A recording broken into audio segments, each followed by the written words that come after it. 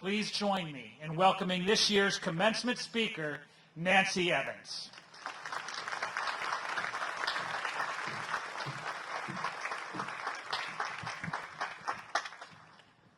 Thank you, President McAnally and Co-Board of Trustees, for this surprising and humbling honor. It means so much to me. And thank you to Liza. It's awesome to have, we have so many family members as a part of this co-community that it's wonderful to have her be a part of this process. I want to thank my kids who are over there. They are good. They've been good sports through the adventures and misadventures of my life, and I thank them, and I'm very proud of them. I also need to thank my husband, Jack, but before I do that, I want to tell you something very important, and I want to thank Cheryl Sandberg for guiding me in how to say this.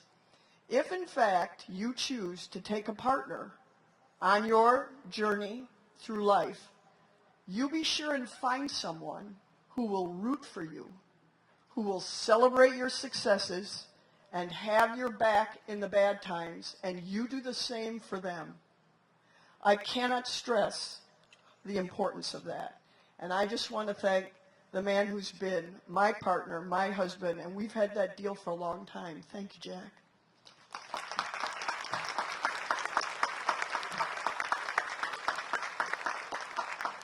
As you may have heard in that introduction, I was once the police and fire commissioner for the city of Cedar Rapids. My kids called me Commissioner Gordon. It was the best and the worst job I ever had. One of the ways we on the council dealt with the intriguing dynamics with the public is we had some acronyms. Not necessarily original, but I thought I would share some of them. There were members of the public that we called NIMBYs. You probably know that one. It stands for Not in My Backyard. An example would be firehouses are great. They're full of fire trucks and firefighters. Just don't put one anywhere near me. Then there were NOPEs. That stood for Not on Planet Earth. Example would be, no new landfills should exist anywhere on the planet. I would have loved to have been in that NOPE group. The problem is even though we've made advances, we have not figured out how to reuse all our waste. Probably the most common acronym we had was CAVE. That stands for Citizens Against Virtually Everything. There were a handful of citizens who, no joke, came to every single council meeting. And if the council thought it was a good idea, they were sure it was a bad idea, either because we weren't particularly bright or we were crooks or some interesting combination of that. One day, after a particularly successful week, one of the other commissioners, the finance commissioner, and I should digress quickly to tell you, under that form of government, the city council was made up of 5 commissioners who were full-time city council members. We were all in charge of different city departments. City management by committee, which is a whole nother story. In any case, the finance commissioner decided to come up with what he called the customer service wheel. It was going to have a little arrow, and we'd spin it, and it would land on the answer we really wanted to give. One I remember was, your lack of planning is not our emergency, which of course is totally bogus, because their lack of planning was always our emergency. The construction company that calls on Friday afternoon and says, we didn't know we need a permit to carry the beam over downtown Cedar Rapids to put on the top of the tall building. And if we don't get it, we can't finish the building and thousands of dollars will be lost in construction costs. I remember the father of the bride who called. They always call on Friday afternoon and say, I didn't know I needed a permit for fireworks. And if we don't have fireworks, then thousands of guests at the wedding will be disappointed. The last customer service blank I remember vividly was another acronym, DILLIGAS, Dilligas. And it stood for, does it look like I give a S? One of those things that's here and you don't say out loud. Now, I did not grow up saying I wanted to be the police and fire commissioner. I actually grew up saying I wanted to be a teacher. And so I'm really fortunate that so much of my career was spent teaching, and I loved every minute of it. I didn't really like the paper grading, not so much the paper grading. But other than that, I really loved it. But after teaching about 20 years, I kind of thought, is there something else I might want to try? And it was about that time I went to Washington, D.C. to judge the National Service Awards for the Clinton administration.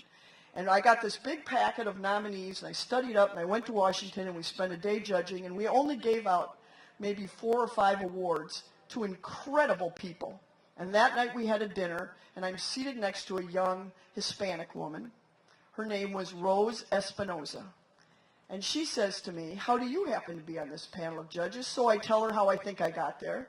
And I turn to her and I say, how'd you get on the panel of judges? And she said, I won this award last year. And I said, you did? How'd you do it? And this is the story she told me. She grew up in a large Hispanic family in a blue-collar neighborhood of Los Angeles. She managed to get to college, graduate. She marries this wonderful construction worker, and they decide to get a home as close to her old neighborhood as they can. They get a grant, they buy a little house, they move in, and she suddenly discovers that the neighborhood is not what she remembers. It's been taken over by gangs. And her husband says to her, you know, we don't have any equity in this house. We cannot afford to sell. Let's stick it out a couple years and see where we go from there. So Rose decides to go door to door and interview as many neighbors as she can find. She is not surprised to find that her neighbors are almost all new immigrants to this country, and their English skills are a challenge. What does surprise her is that for many of them, what they are not most worried about is the gangs and the drugs and the violence, but the fact that they can't help their kids with their homework. And what they want more than anything is for their kids to have a better life in this new country, and they don't have the skills to help. She goes home to her husband and she says, we don't have a car, but we have a garage. I want to open a center in our garage. I want to call it Rosie's Garage, and I want to tutor kids after school in homework. And she talks her employer into a split shift, so she starts going home every day and gets neighborhood kids in that garage every day and is helping them with homework. It isn't long before the teachers, these children's teachers, see a difference. And in year one, at the end of year one, she says the teachers help her, give her some supplies, talk it up. The kids get a little older, a few more kids, but she does it again. She does it year 2, she does it year 3, and she is really making a difference, and it makes the Los Angeles papers. By the time she has kids that have come back to help, older kids to come back and help the younger kids, it makes a story in a national magazine. She's nominated, she gets the award, and she's sitting right next to me at that dinner. And I am not surprised that Rose Espinoza made a difference with what she did. What surprises me is that she did it. She was facing a neighborhood with gangs and drugs and violence. And human nature, myself included, would be, there's nothing I can do about this. This is too big. This is too complicated. What could I possibly do? Rose did not do that. What did she do? She went home, talked to her neighbors, opened her garage, and started working on homework. What she couldn't do didn't stop her from what she could do. And that's what John Wooden once said. Do not let the things you cannot do interfere with those you can. So I come back to Cedar Rapids and I think, well, I can run for office, and doggone if I don't get elected. And so I try to take some of her spirit to the council, to the fellow commissioners and the public. And I find myself on occasion saying, okay, this problem's really big, and we can't fix it all, but we can take this piece, we can take this step, and for the people that say you don't know what you're doing, or you won't get it right, or it's not enough, it's sometimes disarming to say to them, you're right. I'm only doing the best I can. I'm just taking the piece I can. And if we get it wrong, we'll fix it. But by golly, we are not just going to sit here and worry about what we can't do and whether it's perfect. I would like to tell you about the most contentious issue that faced the City Council when I was a member. And that was the question of whether or not we should add sexual orientation to our civil rights ordinance. A quick little history to give you some context. The federal civil rights law, passed in 64 and 68, basically outlaws discrimination in housing and employment based on race, color, creed, national origin, religion, or sex. Later amended to include age and disabilities, but never has it been amended to include sexual orientation as a protected class. And 15 years ago, when it came to the City Council, the state of Iowa also did not have sexual orientation included in the state civil rights statute. Many states didn't. And so what was happening in the United States was a few cities here and there were taking it on. The Cedar Rapids Civil Rights Commission recommended to the City Council that we do so, that we add sexual orientation to our list of protected people, which was much like the federal statute. At that time, there were only 2 cities in Cedar Rapids that had done so, Ames and Iowa City. And what do they have in common? They are full of really wonderful college professors. That's what they have in common. And that's what those 2 communities had done. So we have public hearings, and they are long and they are loud.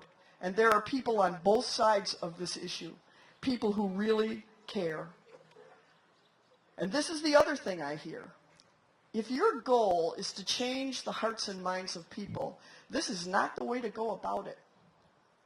You can't legislate hearts and minds. You will get this wrong. It may backfire. What about lawsuits? Aren't you worried about lawsuits? And I remember what I said at the same time. At that time, as the best I can remember it, I said, I don't know about the future. I don't know about lawsuits that may come our way. A few, a little, a lot. I don't know about changing hearts and minds, but I do know what my piece is today. My piece today is to vote. And I said to my city council, our vote is important. What we can do today is make a statement, send a message. Messages and statements are important.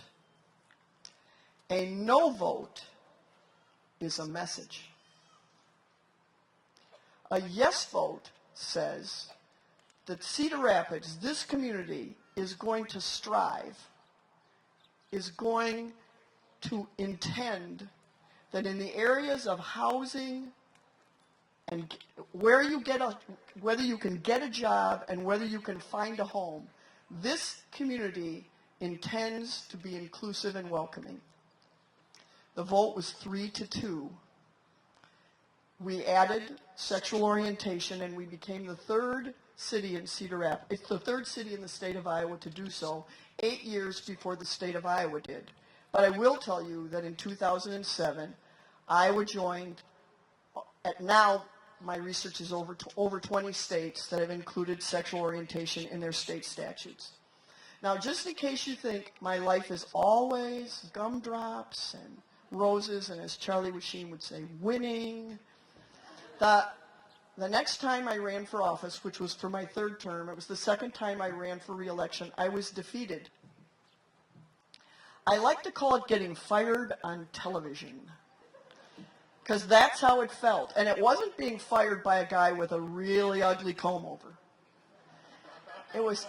It was being fired by a city. That's a little dramatic, just 51% of the city. But it was a blow, and I had to bounce back. And I tell you that because in your careers, in your lives, there's going to be setbacks as well as successes. And I'm sure you've been told that how you bounce back from a setback is just as important as the successes. And opportunities did open themselves. I remember one in particular, the head of the Department of Development for the city came to me and said, Nancy, you really have to come on the Planning Commission. And I said, I do? He said, you? I said, why me? And he said, because you're used to being yelled at. And I thought, who knew that was a job description? I'm going to put it on my resume. Pick me, I'm used to being yelled at. I was inspired by Rose Espinoza. I hope I share her story to inspire you, because the world is full of complex, difficult, challenging problems. And if you let the things you can't do get in the way of the things you can, if you let the cave people talk you out of it, if the voice in your head says, I might not get this right, I might not get this perfect, and there will be setbacks. Dr. Amer said yesterday, more eloquently than this, that standing up for things that matter may not make you the most popular kid on the block. But you have a great education. You have a special education. You have a liberal arts education. And I don't know whether it's Tim or Timothy, but his remarks were awesome yesterday. You have the capability to confront problems from multiple directions and form collaborations that a lot of other people won't think about. So you can make a difference. And you also represent the people I believe of good conscience and goodwill. And I'd like to close with my favorite quote by Dr. Martin Luther King Jr. And Dr. King said, history's greatest tragedy is not the violent acts of bad people. It is the appalling silence and indifference of good people. I know you are not indifferent. I hope you will not be silent. And if a cave person in your future tells you that in their opinion you are clueless, I hope you will at least remember dilly gas. Thank you.